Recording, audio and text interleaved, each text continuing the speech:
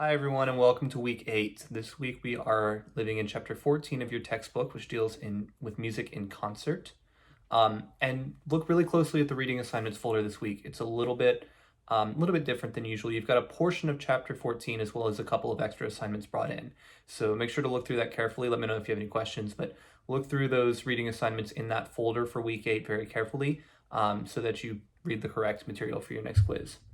Okay, to get us started on that, I'd actually like to read a passage from your textbook that I thought does a really nice job of encapsulating some of the concepts that we're going for this week. So this passage from your textbook, it says, as you work through this material, keep in mind the concepts you have learned in previous chapters. Issues of identity, whether seen through the lenses of ethnicity, nation, gender, or spirituality, are inevitably playing in the background.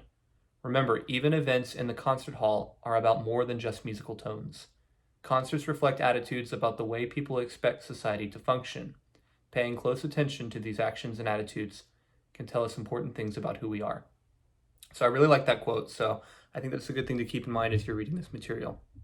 As far as music from the listening assignments folder, again, this is music that you will be expected to identify in your next quiz. For week 8, we have Vivaldi Concerto Number 1 in E major, La Primavera, which is Italian for spring. We're listening to the first movement of that. Mozart Symphony Number 40 in G minor, first movement again.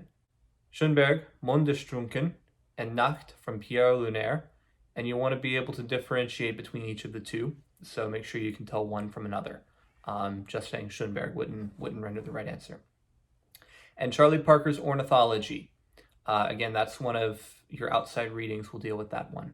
These are each interesting pieces, each designed for concert performance primarily, and you'll read a little bit about them each in your reading.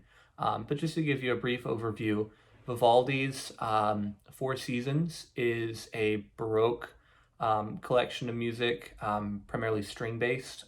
Vivaldi wrote a ton of music, and he wrote a variety of concertos, one of which is the Four Seasons, which you've likely heard before. Mozart Symphony Number 40 is a classical era piece.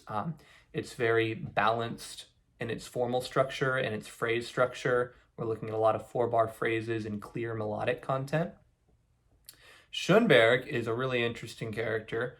Coming out of the late 19th century Romantic tradition, Schönberg sought to forge a way forward in music, and he developed a system called 12-tone serialism, which was really impactful on later composers. It sounds bizarre, so be ready for that. But if you kind of immerse yourself in it and get an idea of what's going on, the sort of mathematical way he's composing, it's actually pretty fascinating. And some of the concepts that he developed, you'll even hear made use of especially in like movie music and opera and stuff. I'm thinking of Berg's Wozzeck, or some of what like Alfred Hitchcock did even kind of traces its lineage back to Schönberg, because it's very effective in storytelling.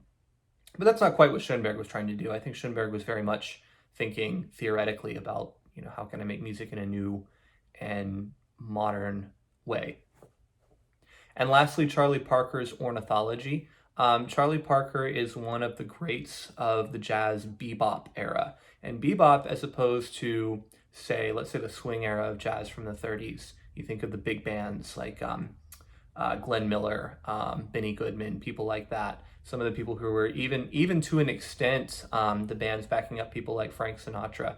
A lot of these swing era big bands, really their goal was to get people dancing. Bebop is highly technical. It's compositionally complex, and it's music that's meant for listening. It's a movement that evolves in the 1940s. And you'll read more about Charlie Parker in your outside reading for this selection, but definitely make sure to look into that because it's pretty fascinating. Very much so listening music, the music to be performed. Again, as you're going through this music, be asking yourself a lot of questions. Keep in mind some of the thinking that you've already done through the last few weeks about different concepts of identity.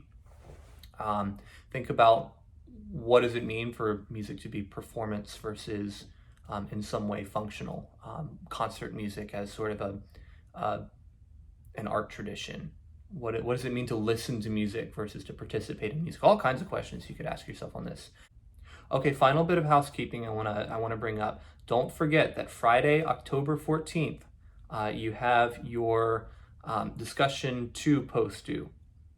Go and take a look at this one. Go to modules week 8, discussion 2. You'll see the assignment there. And this one I think you'll have a lot of fun with. I think a lot of you had a lot of fun with the last one as well. But this one it's a little more open-ended because you're looking at music with lyrics and you're analyzing the relationship of the music to the lyrics. Now, this can be a little bit tricky in some ways. Make sure to be thinking about not just what do the lyrics in isolation mean, but how does the music impact the lyrics? The things that you were talking about in your listening guides last week, how do these impact the lyrics and reinforce the lyrics, or maybe even subvert the lyrics? That would be interesting. But how do these two interact? So try to use that technical terminology for the music that you have and see how it underpins the lyrics in some way. Again, Friday, October 14th is when that is due, your initial post, and then your 2 responses are due Monday, October 17th. So I was really happy with your discussion 1 post. I thought everybody did a really, really phenomenal job on those, and I had a lot of fun reading them, and I'm looking forward to reading these as well. Don't forget those posts. That's the only thing that cost some people some points in the last one. The quality of all the posts was there. Make sure to get those discussion replies in on Monday. All right. If you have any questions, please let me know. If you need anything in terms of, working on this assignment over the next couple of days, shoot me an email. I'm happy to jump on a Zoom call or take questions over email. But yeah, good luck. Thanks.